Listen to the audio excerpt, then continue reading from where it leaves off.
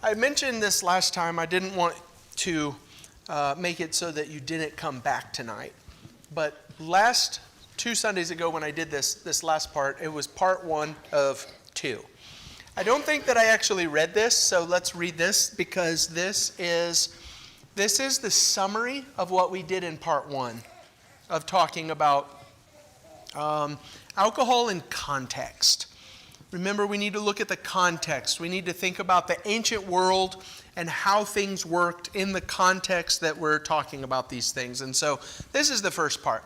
While it is undeniable that some people in the Bible drank alcoholic beverages, remember what is kind of like the guiding thing for this conversation is the person who says, but there's alcohol in the Bible.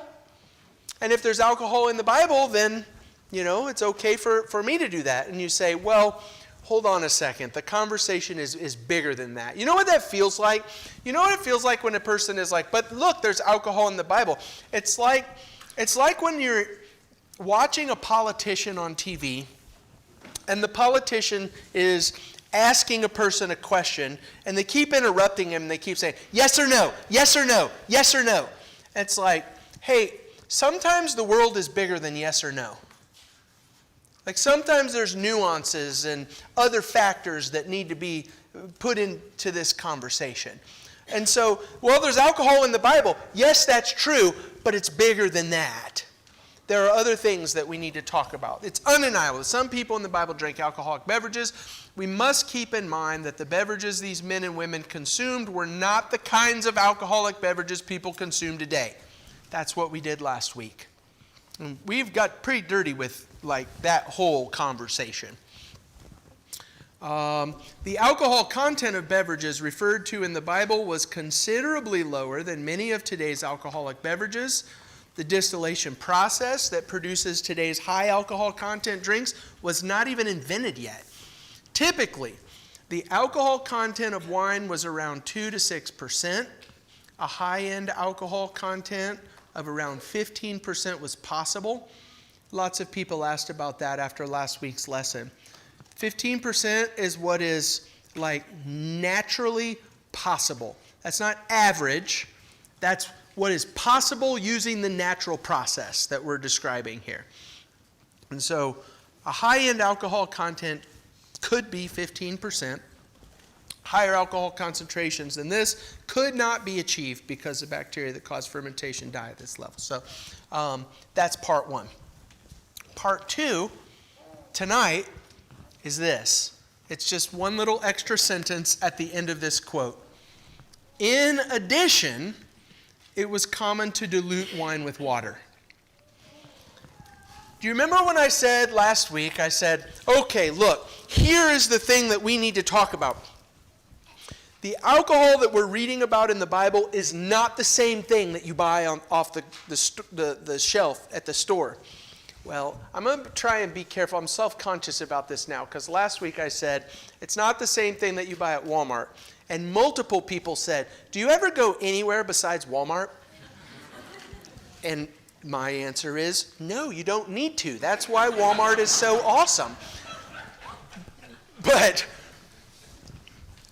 on the store shelf, wherever that store happens to be, the alcohol that we have available to us today is not the same thing that we're reading about in the Bible. And then at the end of that lesson, what I said was, but wait, there's more. I'm not done yet. So you take that lower content alcohol because of just what the natural process, you take that lower alcohol content, and then what you do with that lower alcohol content is you mix it with significant amounts of water. And this is the same thing that I said to you last time that we did this lesson. I don't expect you. This is true when I'm reading through the Bible, making a Bible point, doing a class, or talking about a subject like this.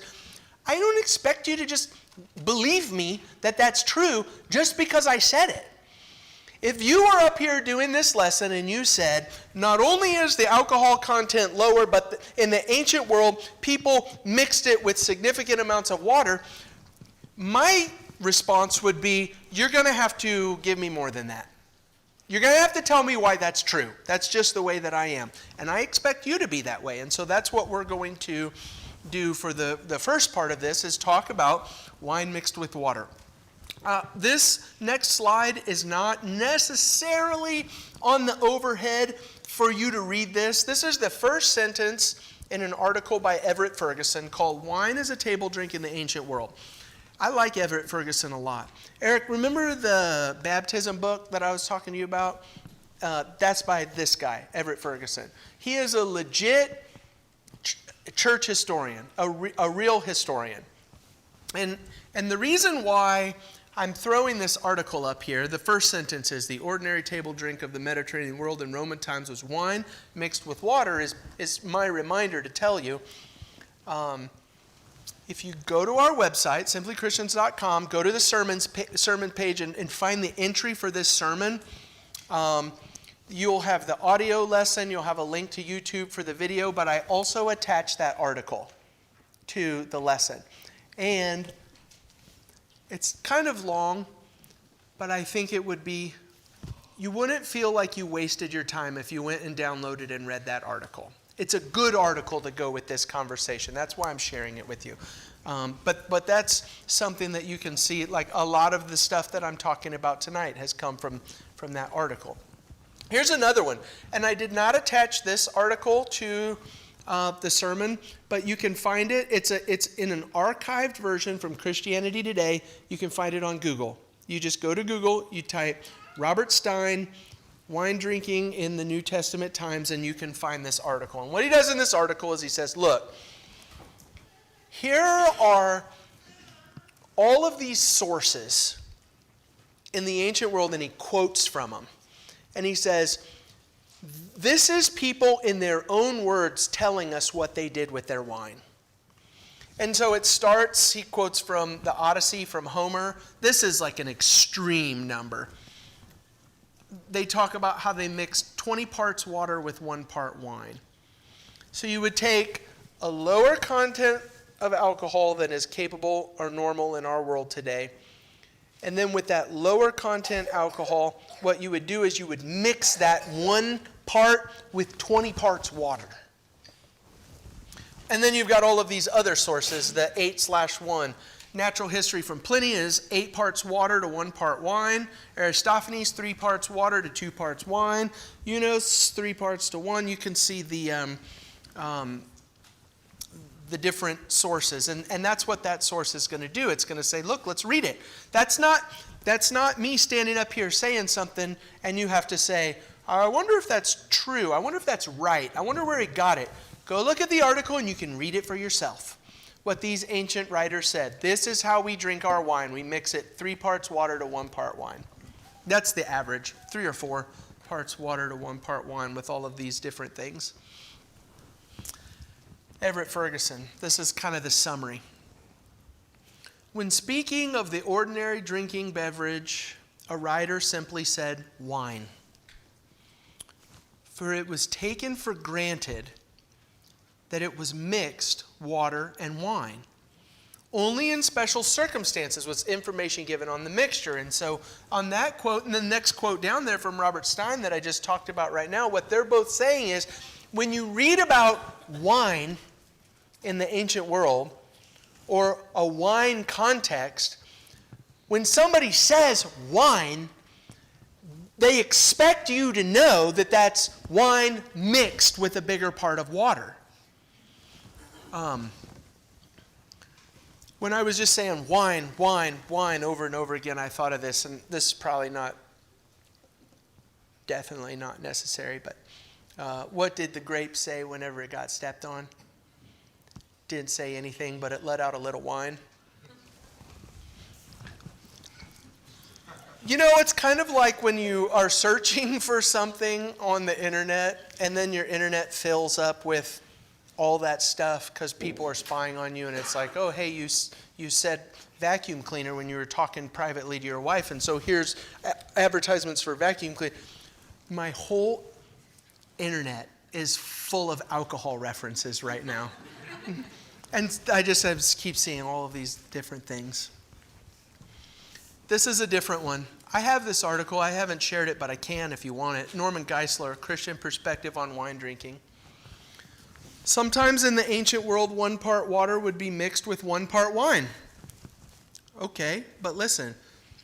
This was considered strong wine. And anyone who drank wine unmixed with water was looked on as a Scythian, a barbarian.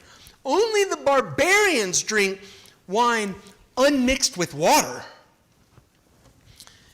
That means the Greeks would say, today, you Americans are barbarians drinking straight wine. For example, Athenaeus quoted, I'm not going to try that one, of Athens as saying, in daily intercourse, those who drink it moderately, it gives good cheer. But this is a Gentile, by the way, this is not biblical reference or anybody who cares about biblical references. Those who drink it moderately, it gives good cheer. But if you overstep the bounds, it brings violence. Mix it half and half, that's 1 part water to 1 part wine. Mix it half and half, and you get madness. Unmixed, and you get bodily collapse. Norman Geisler. Here is a pagan saying half and half is madness, and unmixed wine brings death. So those things that we've been talking about right now are non-Jews, non-Christians. Think about that for 1 second.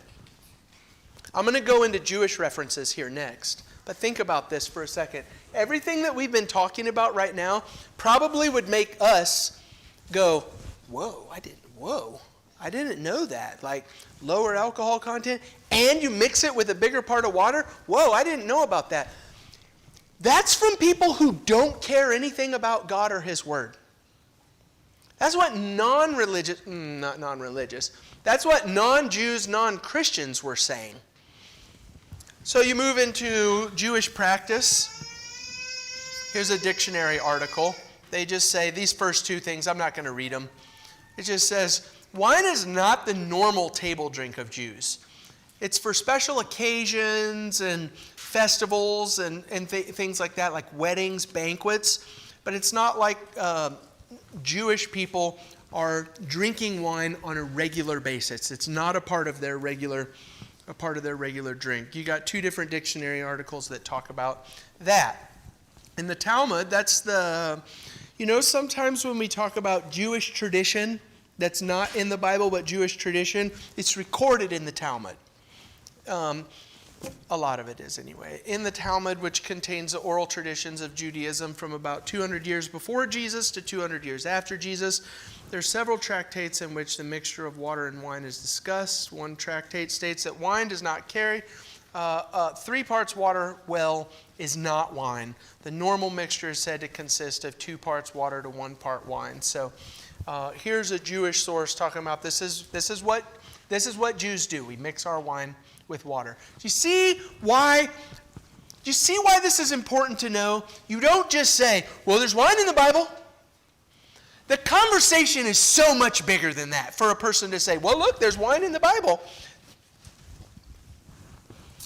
I'm not going to read these, but as you move through church history, you can see it starts with Justin Martyr in 150. There's quotes from Justin Martyr, Hippolytus. On the next page I have Cyprian, and then I have Clement of Alexandria. And what they're doing, I'll just summarize it for you. What they're doing is they're writing to Christians, and all 4 of these references, they're talking about the Lord's Supper. And I think this is interesting. I thought this was interesting. In all 4 of these references to the Lord's Supper, the context is something like this. There are Christians who are only drinking water for the Lord's Supper. And, well, part of that ought to make us say, oh, you mean the early Christians thought, let's not drink wine? The lower content wine and mix it with water. Let's only drink water. And what these 4 early writers are saying is, do not do that. We have to do what's written in the Bible. Mix wine in with what you're drinking at the Lord's Supper, because the wine represents the blood of Christ, and that's important. We need to have that reference. But in each one of these 4 references, what they're saying is, don't just drink water for the Lord's Supper, drink wine mixed with water. That's the point of what we're talking about. If you want to see the underlined part, and considering the cup of the Lord, water alone cannot be offered, even as wine alone cannot be offered. Clement of Alexandria, it is best for the wine to be mixed with as much water as possible. Water mixed with wine. Okay. That's number 1. I got 2 things for you tonight.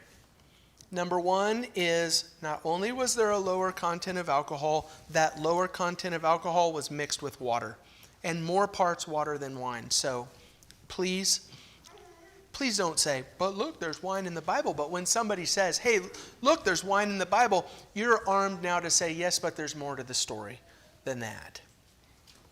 Number 2. Hold on a second. I'm way behind. Number 2. Let's talk about not only the what. Look, people in the ancient world drank wine. Let's talk about the why. Wine in the Bible and outside of the Bible is referred to as a blessing from God, or outside of the Bible, a blessing from the gods. But it's, I think, a natural question to say, why? Why is it a blessing from the gods to have wine in the ancient world? And I think there are 3 things that we can talk about. There's variety. Wouldn't it be great to know that your one and only source of water comes from the creek that runs through the grass out there? That's what you have to drink.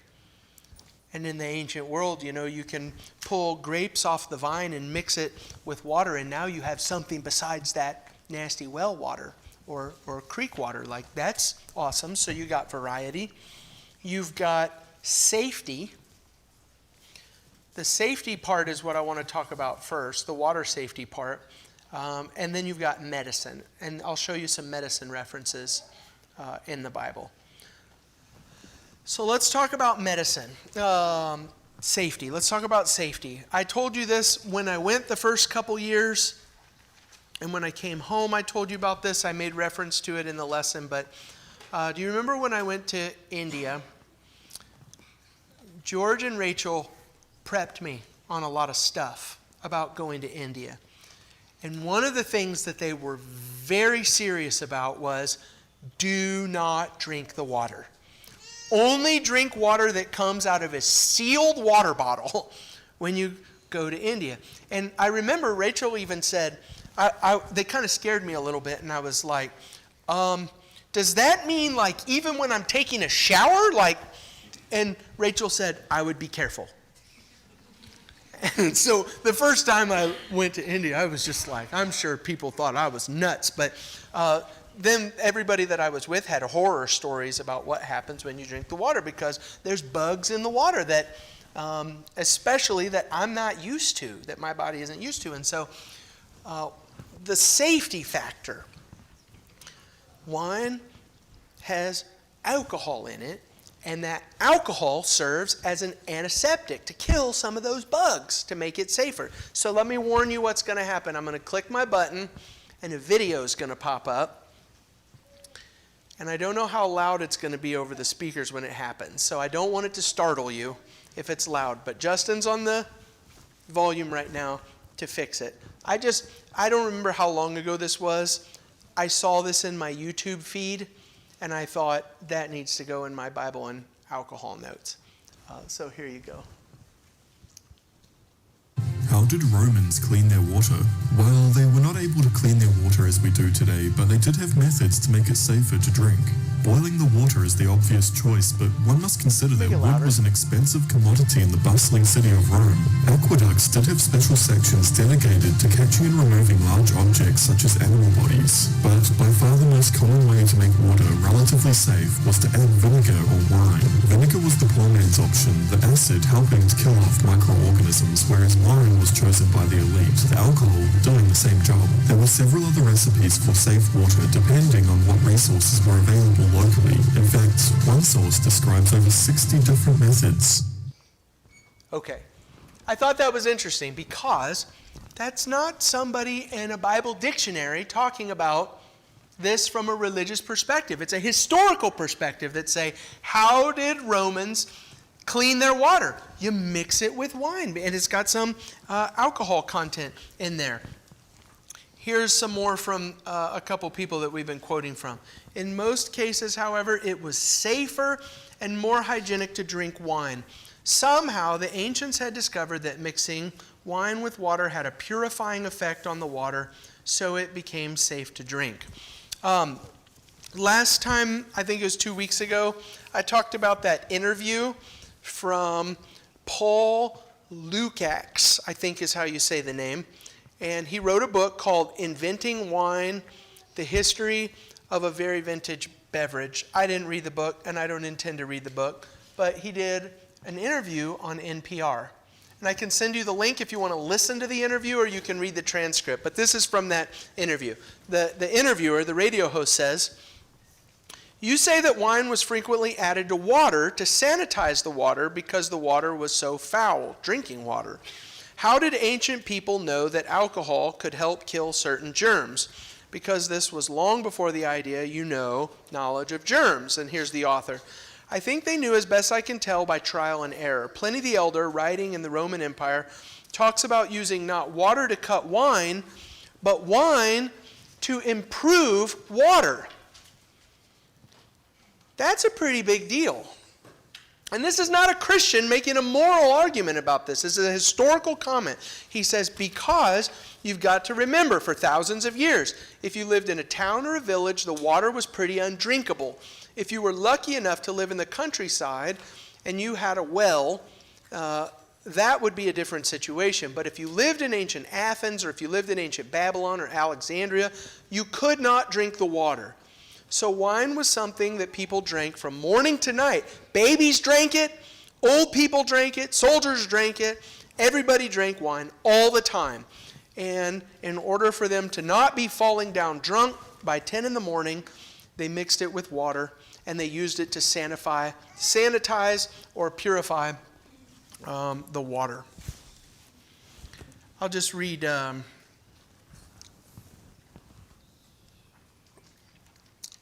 this. Nah, I won't read that. So here's the point. I mean, it's good to know this, but why is it important to know this? This is the thing that I think I would like to leave you with at the end of this section anyway. It's not just the what that they drink wine. It's the why.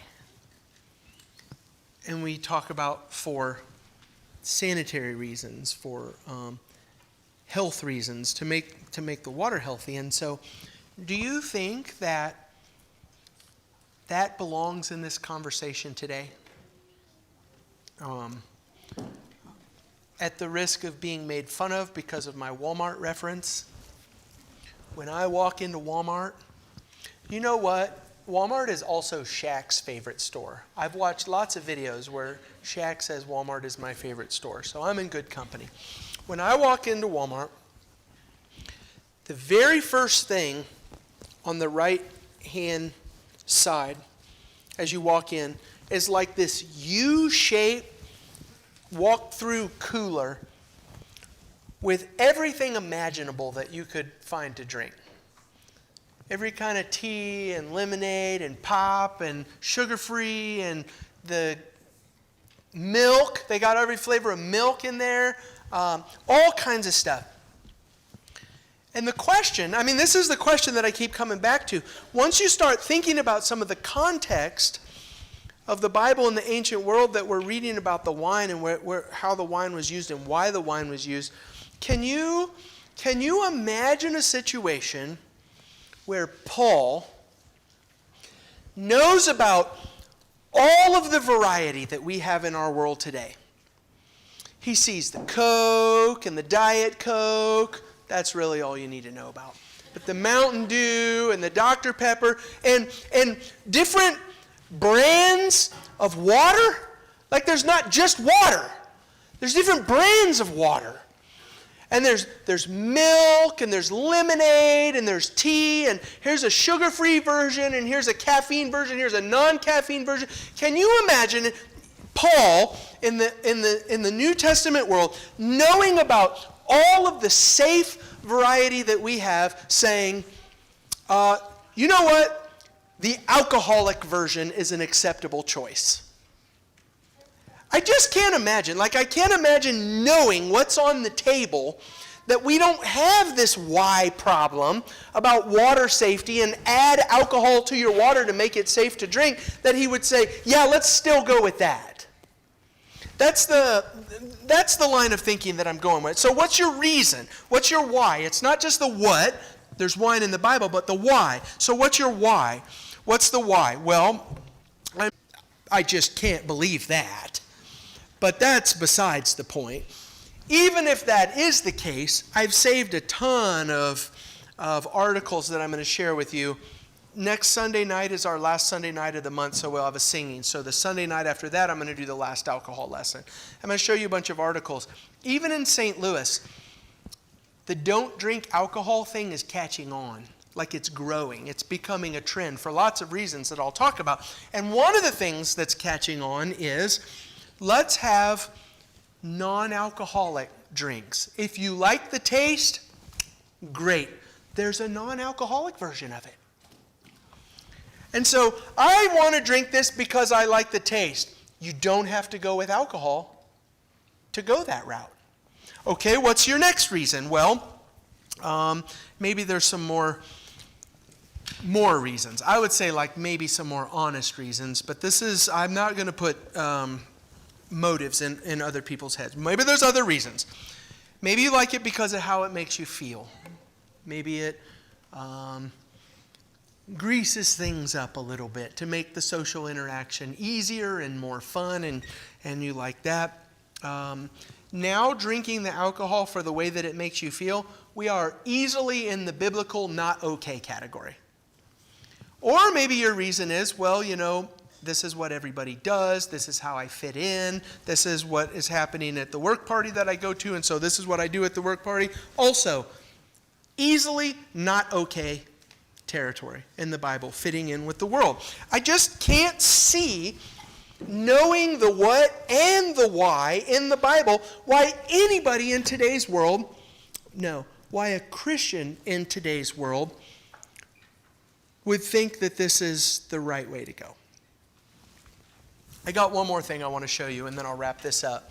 The alcohol also serves as medicine, and it's not like we have to do this, but this is what comes up. I mentioned this in the very first part when I started talking about let's do a good faith. I'm trying to clear the slate and talk about things as honestly and cleanly as I possibly can. And I asked you to do the same. And so this is what often happens, and I don't think this is good faith when people do it, but when somebody says, well, what about NyQuil? You know, NyQuil has alcohol in it. And when somebody says, what about NyQuil? I think we're not in the realm of like searching for the truth any longer. We're in the realm of making a point or something like that. But what about NyQuil? I do have that. Alcohol is used in the Bible in a couple different places for medical reasons, which makes a whole lot of sense, especially if you want to think about, you know, the blessing from God. If something, get your arm cut off, I sure am glad to have something to numb the pain for somebody sticking a hot iron in that wound. Look at this, Proverbs 31 and verses 6 and 7. Sometimes people will go to Proverbs 31 to say, look, there's alcohol in the Bible. No, we're going to do this in context. Give strong drink. Remember in our lesson when we talked about the different words for alcohol, and I said that word strong drink or intoxicating drink, as it's sometimes translated, that word is only used one time in the Bible in a positive way as far as human consumption is concerned. Sometimes you pour out an offering to God, but as far as putting it into a human body, strong drink is only used in a positive way one time, and this is it. Give strong drink to the one who is perishing, and wine to those in bitter distress. Let them drink and forget their poverty and remember their misery no more. That word poverty is not a reference to poor people. Give alcohol to poor people so they don't have to remember that they're poor anymore. All of this conversation has to do with serious health conditions, and I've got something that I'll read to you real quick. The two types of people referred to in this passage are in desperate situations. One group is on the verge of death, and the other is suffering from some chronic affliction. Even here, we should not think of people whose lives are trapped or such condition as poverty or the social margins. We're talking about this alcohol, strong drink, is for people who desperately are in need of something like this during this time. And so, I don't have a problem. If somebody says, well, what about NyQuil? NyQuil has alcohol in it. There is a medical use for such a thing. In the story of the Good Samaritan in Luke chapter 10, before I started reading on this subject, I'm not sure I ever paid any attention to this. But do you remember there was a guy who was beaten up and left for dead on the side of the road, and religious people passed him by and did nothing, but it was the Samaritan who took care of him. And this is what Luke 10:34 says. He went to him and bound up his wounds, pouring on oil and wine. The alcohol is used as a medicine in this situation. In 1 Timothy chapter 5 and verse 23, I think this is how we have to read this context. In the context of medicine as alcohol as medicine, Paul says to Timothy, so here's something we're thinking about. Why did Paul even need to say this to Timothy in the first place? You ever even consider this? Like, I get the sense that Timothy has the mindset, I'm not going to drink alcohol. And so Paul writes to him and says, don't do that. He says, no longer drink only water, but use a little wine for the sake of your stomach and your frequent ailments. That fits in with the ancient water and the bug situation, the medicine, alcohol helping for some of those things. Okay, so I think that's it for this lesson. I have two things to leave you with. I'll say the same thing that I said it the last time. I don't expect you to remember any of the details. Like all the quotes, the YouTube video. In a week or a month or a year, there's no way you're going to remember that. But you can remember this. This is conclusion number one. And I think that I've said enough to establish these points as more than just an opinion or some fancy religious thing to say. The wine in the Bible is not comparable to the alcohol that people drink today. Also, in addition, the wine in the Bible was mixed with water, and most of what's available today is considered strong or intoxicating drink and is not okay. Conclusion number one. 2 long lessons to be able to say that with substance. Number two is what we've already started talking about. What are you doing and why are you doing it? When you pick up your alcohol, buy it from the store, take it home, drink it when you're out with friends or whatever. What are you doing? Why are you doing it? Are you drinking this alcohol because of the great blessing of having something safe to drink that is not going to make you sick? That's like within biblical language. That's something we can talk about. Are you choosing to drink alcohol because you have limited options and there's nothing else to drink except for the water running through the creek just outside my house? Both of those things might apply to Eureka people. But outside of that, probably not. Are we talking about a medicine situation here? Or are you chasing the buzz or conforming to worldly standards? And I don't think that we need to say anything about those last two. You know about that. I don't have this on the board, but there is one last thing that I would like to at least throw out to you. Some of the questions, I'm not attacking anybody that I've talked to about this. Like, we've had conversations. That's good. I want to keep having conversations.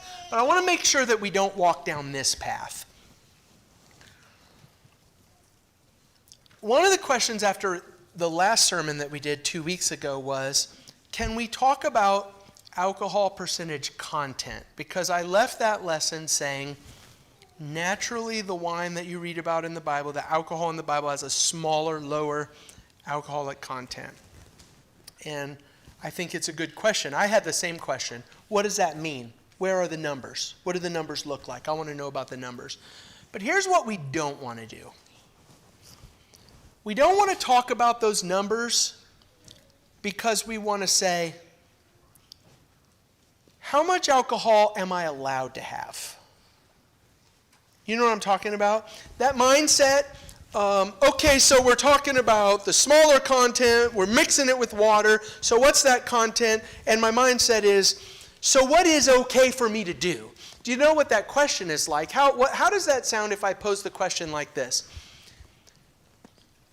How much stuff can I do with a woman before it's considered sexual immorality? And you would say to me, no, Ryan, your thinking is like the thought process. The line of thinking is way outside of where it should be. If we're Christians, we don't say, what am I allowed to? How close to the line am I allowed to get for this thing to be okay? We don't talk about percentages to say, okay, so let's see here. 3% alcohol in wine, and then I mix that with 3-part water, and that takes it down to this part, so I'm allowed to drink that. Let's just stay away from that line of thinking. In all things moral, let's just not walk down that road. All to say this. Up to this point, I think you can say unashamedly, unreservedly, given everything that we've talked about, there's no reason for a Christian to drink any alcohol in today's world. In 2 Sunday nights, I'll do the last alcohol lesson, and what we're going to finish talking about is the wisdom aspect. It's not necessarily the can I do it, but the should I do it part of drinking this. That's going to be the last part of this. And then there's a lot of other things that I mentioned, like what about Jesus turning water into wine? What about the Lord's Supper where they drank wine? What about this? What about this? Probably what I'll do is I'll just make extra recordings for that if you're interested to do them, because I don't want to just keep going. So thank you very much for your patience. I know, can I just tell you one more thing? I know it's time for me to sit down. I want to tell you one more thing though. I know this is a lot. Like, I know that you could sit there and listen to a lesson like this and it'd be like, oh, okay, that's a lot. But here's the thing. I got a son who's leaving home in August. And I got a daughter who's 16. And I want my kids to know this. I don't want to just say, don't drink that. I want them to know the why. And because you're people that I love, I want you to know it too.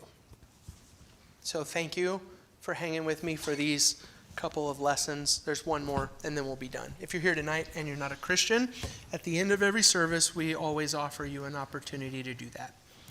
If you know who Jesus is and you're ready to hand your life over to him, or if you want to talk about that, And how you do that, what's the biblical way to do that, I'd love to visit with you about that. Come forward. Let us know if there's anything we can do for you as we sing the invitation song.